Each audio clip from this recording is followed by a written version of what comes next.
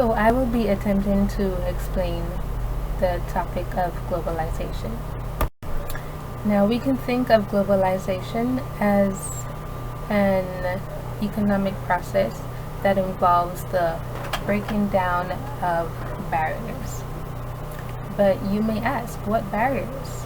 So let's explain that too. So if you think about it, before globalization, countries would operate within their own constraints. So they would operate as their own sovereign state. They had their own operations and they weren't dependent on any other country. Now with globalization, I like to think of it as a spider web. So just as how the spider web has many links of silk, that is how globalization essentially operates. The countries are no longer operating within their own constraints.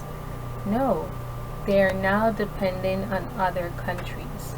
And so because of that dependence, they become interconnected, just like a spider web. Now, globalization, it has many benefits. And one among those benefits, I would like to think of something that I call competition. We all call competition. Now, competition is good, especially for consumers, because if without competition, that means businesses or people who provide services would display, or they would exhibit anti-competitive behavior. And this is essentially a type of behavior that a business or a service provider exhibits because they know that they are the only provider of service within that market. And so you don't have a choice. You essentially don't have a choice. Now with globalization, the choice is we have choices everywhere. And so that is a very good aspect of globalization. Competition, which increases consumer choice, which eliminates anti-competitive behavior. But just like any other thing that has a good, globalization also has a disadvantage. Now because markets and countries are so interconnected, what happens is that it makes one part of the globe vulnerable to shocks at another part of the globe. What do I mean when I say this? So think of my spiderweb example.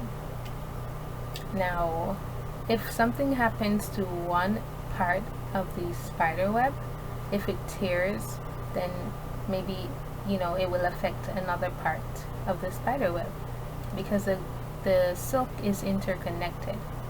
So the silk is interwoven. So if anything happens at one part, it will also affect the other part.